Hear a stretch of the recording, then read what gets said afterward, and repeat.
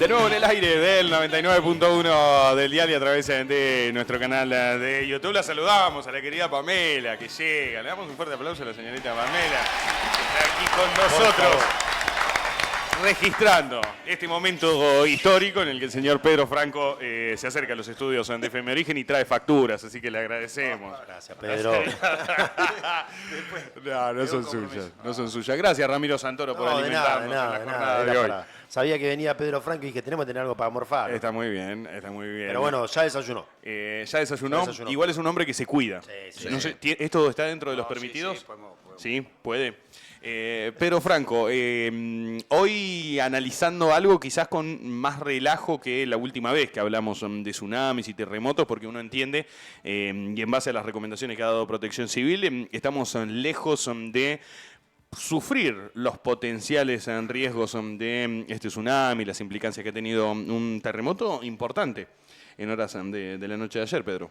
Sí, antes que nada, bueno, buen día, gracias por la convocatoria. No, al contrario. Es un tema interesante, un tema importante que hay que hablar. Muchas personas, digamos, cuando ocurren este tipo de cosas y ven esta noticia, rápidamente se alertan, se alarman, generan mucha preocupación. Entonces es importante entender que ahora en este contexto que estamos viviendo en estas últimas horas, la alerta y la alarma es para la parte del Pacífico, así que nosotros estamos muy alejados de esa realidad. Sí, es importante también decir que la provincia de Tierra del Fuego es una provincia sísmica por excelencia, entonces bueno, estamos digamos ante un riesgo permanente de terremotos. El terremoto es un fenómeno natural, que de hecho nosotros permanentemente tenemos movimiento sísmico en la provincia, nada más que son imperceptibles para nosotros, pero bueno, muchas veces por ahí cuando supera cierta escala o cierto nivel, los sismógrafos que tenemos en la provincia lo detectan. De nuevo, es esto. Primero, hablar de esto, de que estamos ante un riesgo, de una amenaza permanente, importante. Hoy, actualmente, esta información que estamos viendo por todos los medios nacionales, internacionales, bueno, nos toca muy de lejos, así que, bueno, nada, de nuevo, como yo siempre digo ante estas situaciones, lo primero, primordial, principal es llevar calma a las personas. Anoche era muy tarde, 2 de la mañana, y la gente seguía consultando, seguía preguntando, por eso por ahí se activó, digamos, nuestro protocolo interno y también alertar a los 3 municipios para que justamente ante todas las consultas, dudas que podían generarse, que de hecho se generaron, llevar esta calma, esta tranquilidad y explicar que la amenaza estaba lejos de nuestro territorio, que era para la zona del Pacífico, y bueno, era prácticamente imposible que nosotros nos veamos afectados, digamos, por esta amenaza de tsunami. Esto me llamaba la atención, hasta las 2 de la mañana, porque uno entiende también, decide, che, bueno, teniendo en cuenta de que no representa justamente una amenaza, por lo menos inmediata, más allá que vos decías al principio que estamos en riesgo, si se quiere, permanente, por nuestras condiciones, digamos, que tiene Tierra del Fuego. ¿Pero han recibido muchas consultas en estas últimas horas justamente por esto? Sí, la gente permanentemente... ¿Crees que hay por ahí más conciencia de la gente, de querer informarse antes de por ahí buscar al... Lamentablemente hoy las redes sociales a veces nos encontramos con comunicados que no tienen mucho que ver o no informan como verdaderamente deberían informar, y ante eso se genera mucha preocupación. Exactamente, justo iba a ir a ese punto, ¿no? Uno hoy tiene acceso rápidamente a las redes sociales, a un montón de información que se puede volcar en las diferentes, digamos, en Twitter, en Instagram, en Facebook, en TikTok, y bueno, rápidamente la persona se hace eco de eso y bueno, y obviamente se genera una especie de pánico, y lo importante es que la información salga de las instituciones oficiales y llevando justamente calma y explicando un poquito que la amenaza de nuevo es para el sector del Pacífico, todo lo que es la parte norte de Chile, de Perú, de Colombia, la parte de Canadá, Estados Unidos, por allá arriba, y es imposible que a nosotros, digamos, nos pueda llegar a afectar, porque es imposible que una ola pase por toda la cordillera y nos llegue a nosotros. Entonces, bueno, era también esto. Y pasó los otros días, el 2 de mayo también lo mismo. Si bien se explicó en un principio que el movimiento sísmico fue muy lejos del territorio de Tierra del Fuego, pero rápidamente se difundió la alerta o la alarma por un tsunami. Y bueno, y la gente estaba más preocupada por eso, por el tema del tsunami.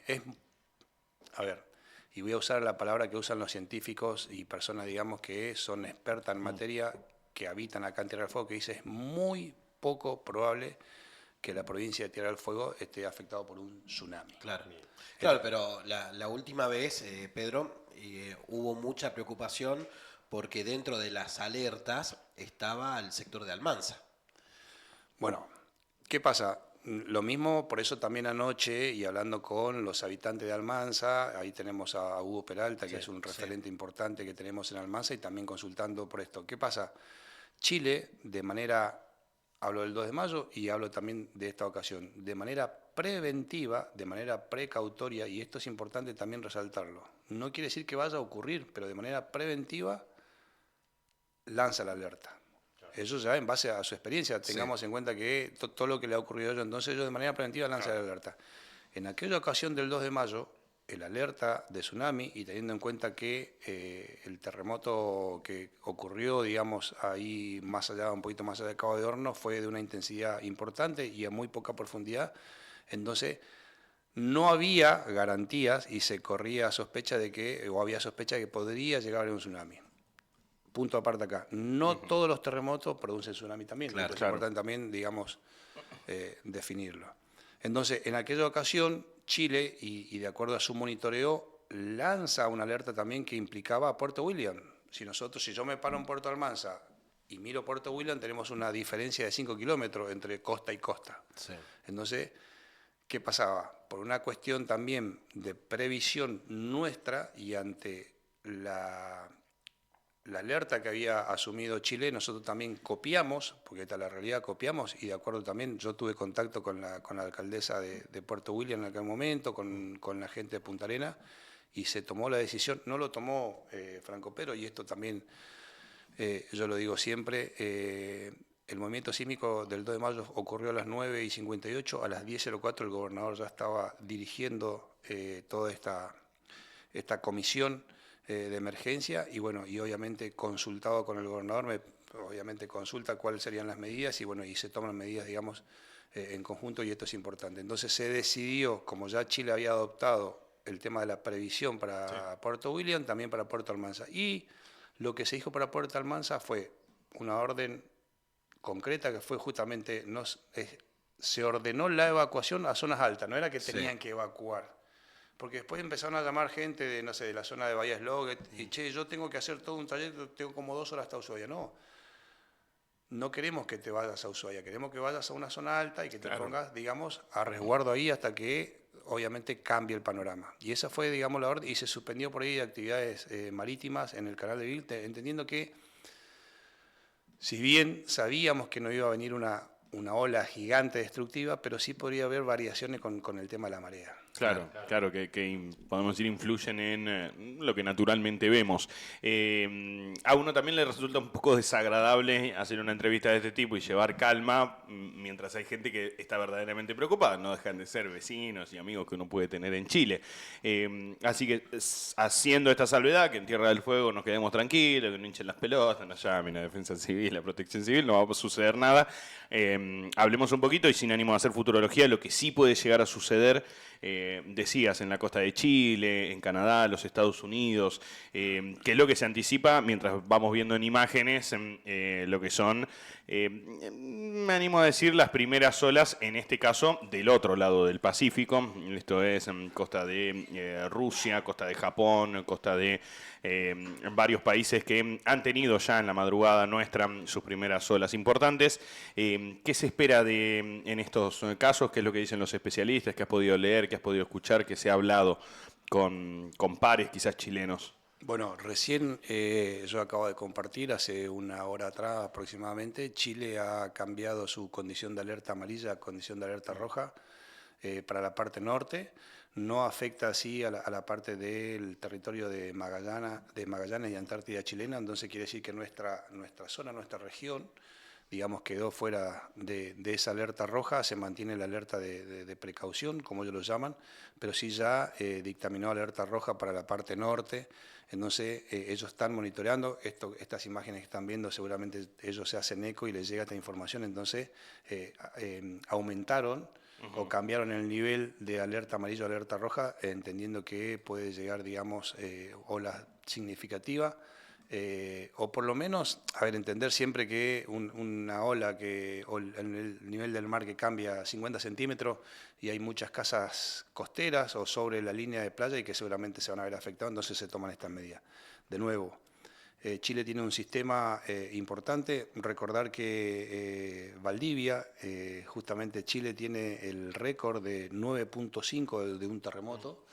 Imagínate que este generó 8.8. 8.8, sí, se llaman megaterremoto cuando ya supera los 8.5. Okay. Entonces, bueno, este es un megaterremoto. Y en Kamchatka, en la parte de Rusia, uno cuando juega el test... Sí, cuando jugás al test, Kamchatka es clave. Kamchatka es clave porque ahí llegas...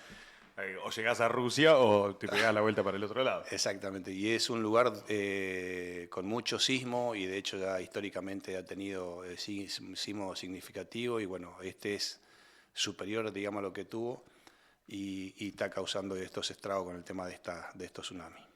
Pedro, ¿crees que ustedes, a partir de lo sucedido en mayo, y bueno, lamentablemente, creo que si repasamos el año pasado no hablamos tanto de tsunami como este año, ¿han afilado, si se quiere, ustedes internamente la manera de actuar? ¿Han notado que quizás había alguna cuestión, ya sea, no sé si estrictamente de comunicación, pero sí de trabajo interno entre ustedes? A partir de esto sucedido, ¿pudieron ir ajustando algunas cosas que consideraron o encontrándose con este tema, creían de que hacía falta ajustar?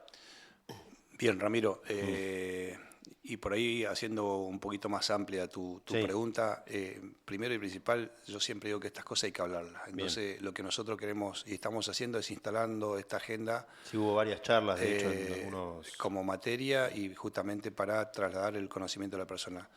¿Qué estamos haciendo nosotros como Protección Civil? Estamos tratando de unificar criterios. Muy difícil en estos tiempos por ahí juntarse todas las instituciones. Entendemos que las defensas civiles municipales como primera respuesta local son importantísimos en esta cuestión de informar, de capacitar. Y la idea es que unifiquemos, nos encontramos en esta etapa de unificar criterios, que tanto Ushuaia, Tolwyn y Río Grande hablemos el mismo idioma, entendiendo que también debemos observar que si bien estamos dentro de una provincia que nos separa 200 kilómetros entre las tres ciudades, pero también con situaciones, digamos, de terreno, de construcción diferente, pero la idea es esto. Y lo que nosotros, o personalmente yo me voy a enfocar, y esto lo hablo con el equipo de gestión, es enseñar a la persona qué deben hacer. Más allá de que si el Estado provincial, el Estado municipal está preparado, enseñar a las personas instalar el concepto de autoprotección. Bien. Saber qué hacer cuando esta amenaza impacte, esta o cualquier otra amenaza impacte, digamos, en nuestra localidad o nuestra zona. Claro. Entonces, si hablamos de sismo propiamente dicho, o del riesgo sísmico, es saber qué debo hacer pre-sismo, o sea, antes de que ocurra el sismo, durante el sismo y después del sismo. Y entender también esto, que un movimiento sísmico no se puede predecir. Yo no puedo decir, mañana a las 18 horas va a ocurrir un sismo de tanta intensidad en tal sector. Imposible, eso no existe.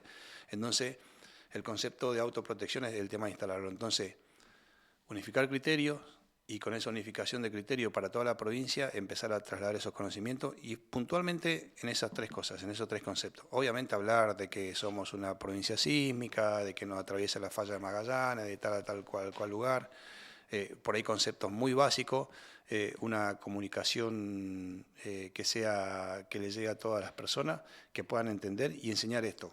Antes, durante y después. O sea, qué hacer antes, qué hacer durante y qué hacer después. Pedro, podemos decir, hay tres patas en el medio de todo esto. La comunicación, una comunicación que siempre tiene que bajar de parte de las autoridades. Lo que pueden hacer las personas en base a ese conocimiento, puede ser previo, puede ser en base a las recomendaciones. Quiero preguntarte por la infraestructura. Hoy miraba algunas imágenes de lo que estamos viendo en la costa de Japón posterior al famoso tsunami del año 2010. 2010, 2011, creo que es 2010. Bien, 2010, 2011. Hay algunos sectores donde han creado estos muros de hasta 14 metros de altura, la dimensión que tiene esa obra. Digo, Japón está preparado 10. ha invertido un montón para eso. En términos de infraestructura, ¿cómo está la Argentina en general? Si querés hablar de Tierra del Fuego, sin ánimo de ponerte en un compromiso, pero digo, ¿se puede generar algo de infraestructura para contener el potencial avance de un tsunami? Me imagino que si vas y le decís al contribuyente que le vas a subir los impuestos para crear un muro, te van a sacar a patada en el culo. Pero digo, ¿cómo estamos en términos de infraestructura? Bueno, Japón fue en el 2010 porque ese mismo terremoto que después causó el tsunami afectó también a la costa de Chile, obviamente con un saldo devastador para la costa de Chile, así que... Y como yo dije en una parte de la entrevista, la Argentina hablemos de la provincia, es poco o muy poco probable que ocurra un tsunami. Entonces, teniendo ese concepto, por ahí el tema de las obras seguramente no van a... Estoy hablando de tsunami. Sí, se entiende. Seguramente las obras van a demorar, digamos, en ejecutarse. Así que bueno, no sé si respondo a tu pregunta. Y después es importante, por ahí yo suelo leer o suelo escuchar, dice, che, pero no están preparados, no están preparados. O sea, esa información es relativa. De nuevo, otra vez, por más que vos tengas una preparación, que de hecho lo existe, el tema de las coordinaciones con las instituciones, ante una eventual respuesta, eso está y se ejecuta y diariamente, digamos, lo estamos haciendo. Ayer tuvimos una reunión de casi 3 horas y media en el cuartel 2 de abril de Ushuaia con el tema del comité de emergencia de la provincia, donde bueno, participan muchas instituciones. Entonces, y una de las cosas justamente que hablamos fue el tema del riesgo sísmico que tenemos en la provincia y el tema de las alertas de respuesta. Pero de nuevo yo me quiero enfocar a esto. Yo a las personas les tengo que enseñar qué deben hacer cuando impacte esta amenaza, porque de nada sirve, yo digo, si no, la provincia o el municipio está preparado para esto. Claro. Y yo reflejo... Y después le vas a sacar foto a la ola.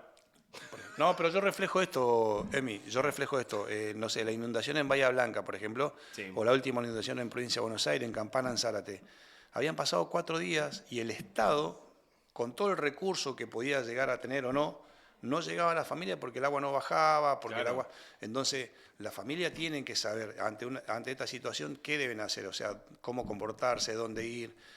Y eso es lo que nosotros, o esa es la función principal que debemos tener, digo, más allá de la preparación que debemos tener, de los planes, el tema de la respuesta y todo eso, que quizás podamos decirle a las personas que en ese aspecto se queden tranquilos, pero sí nosotros, de nuevo, insisto con esto porque estamos por ahí tratando, digamos, de llegar a todo con esto, es de instalar el concepto de autoprotección y bueno, y con ese concepto de autoprotección ir a las escuelas, las juntas vecinales, a todos los lugares donde se nos convoque para justamente enseñar, especialmente el riesgo sísmico, estos 3 aspectos. Pedro, estabas hablando de la autoprotección, recién cuando hacíamos referencia al tema de Puerto Almanza, la recomendación de ir a las zonas altas.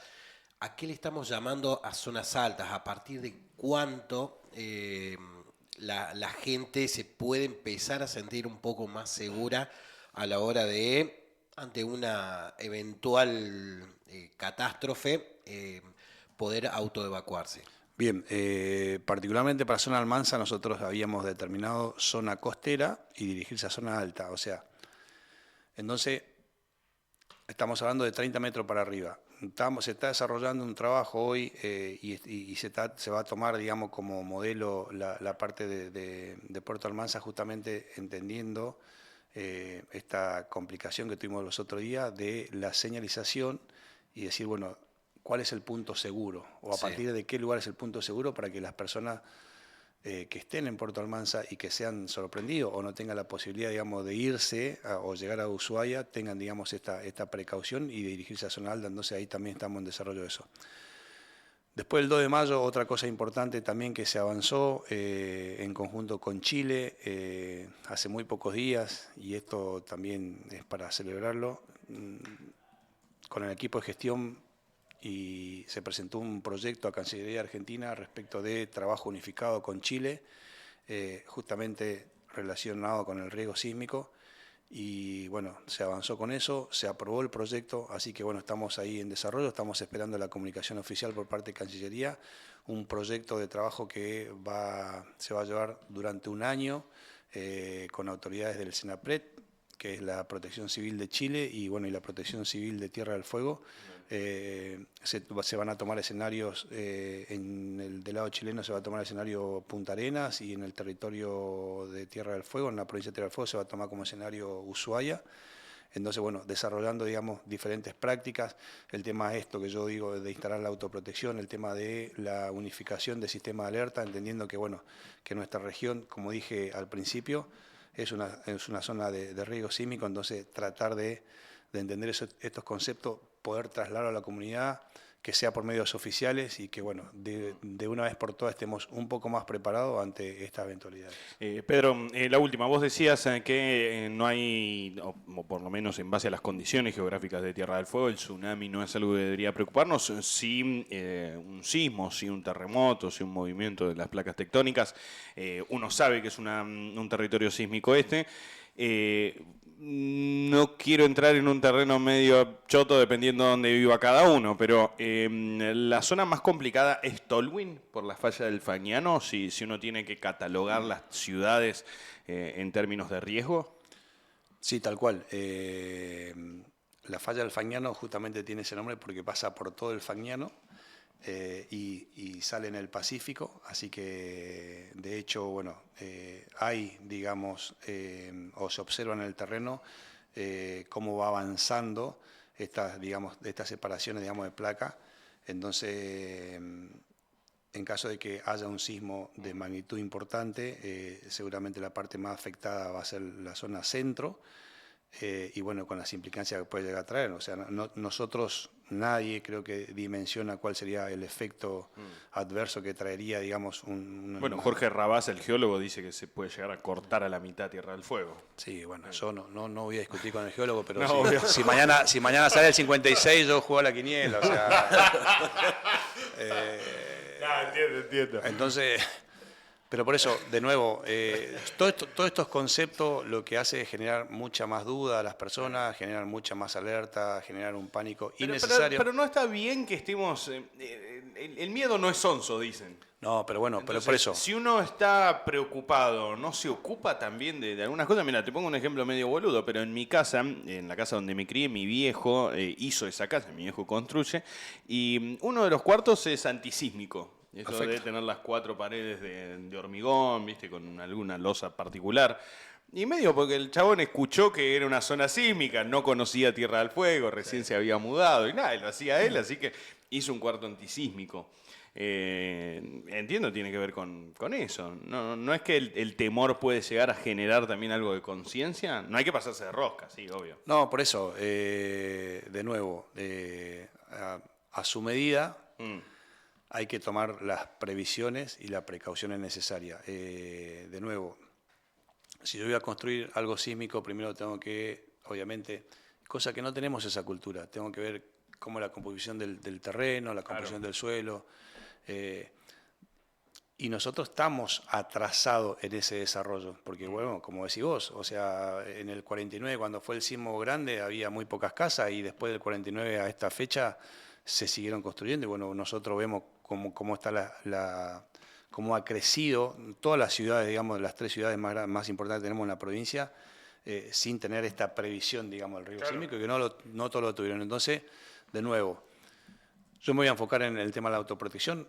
Rápidamente, en un minuto, voy a hablar en el antes, el tema esto de reconocer la estructura de tu casa, buscar el lugar, saber cuál es el lugar más seguro, hablar, digamos, de un plan de evacuación familiar, hablar del famoso kit de emergencia, mochila de emergencia o bolsa de emergencia, tenerlo siempre preparado, siempre tenerlo a mano. Rápido, ¿qué tiene que tener uno en un kit de emergencia? Que entiendo es para prácticamente cualquier eventualidad. ¿Qué tiene que tener uno en una mochila de emergencia? Que tenga ¿Qué tiene que incluir el kit? La particularidad de que vos puedas autoabastecerte por lo menos 48/72 horas. Agua, comida enlatada, la documentación importante, la medicación, no nos olvidemos de la mascota, no nos olvidemos, digamos, en esta situación de vulnerabilidad a los ancianos, a las personas con discapacidad, tener mantas, bueno, la famosa radio a transistores, y esto también es una cosa que está incluido en los planes nuestros, toda la información toda la información se va a hacer a través de Radio Nacional. De hecho, el otro día con Salvador estábamos viendo, ellos tienen un búnker ya diseñado para este tipo de eventualidades. Bueno, un montón de cosas que uno va. Y después lo que vaya a necesitar. De nuevo, la documentación es importante, que acredita de identidad, Claro. El tema de las mantas, agua, la comida, un encendedor, vela. Siempre digo también dentro de eso un plástico grueso de 1 metro por 1 metro.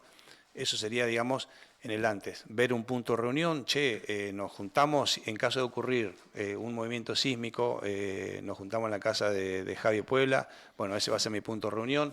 Hay lugar para todos. Si no puedo salir por la ventana porque se desencuadró la puerta, por donde salimos por esta ventana, salimos por la otra ventana. Bueno, eso sería antes, hablar de todo esto. Y después, durante el sismo, es esto. Yo ya reconocí cuál es el lugar seguro, me voy al lugar seguro, vos me dijiste una habitación, bueno, Sí. me pongo bajo la mesa, no me pongo bajo la mesa, me meto bajo el escritorio, busco el lintel de la puerta, bueno, eso es durante. Y después del sismo es importante también es esto, es el tema de la asistencia entre nosotros, Bien. ¿sí? Entendiendo que las autoridades, defensa civil, bomberos, la salud, no va a llegar a tiempo, entonces la asistencia entre nosotros va a ser muy importante. El tema de la asistencia, de los primeros cuidados, primeros auxilios, ver y saber y reconocer el tema de cómo quedó dañada mi estructura, si es seguro volver o no volver, reconocer los puntos de reuniones comunitarios, reconocer, y esto también es parte ya del Estado, y acá me hago cargo, el tema de los centros evacuados. Así que bueno, nada, por ahí estas cosas muy puntuales que sí o sí debemos traer a la comunidad. Pedro, gracias amigo, como siempre. No, gracias, Consideramos Pedro. que es importante porque si no, después el semáforo siempre, después del choque, y en este caso, ¿por qué no aprovechar? Puede sonar medio desagradable el término de haber gente verdaderamente asustada, algunos vecinos chilenos.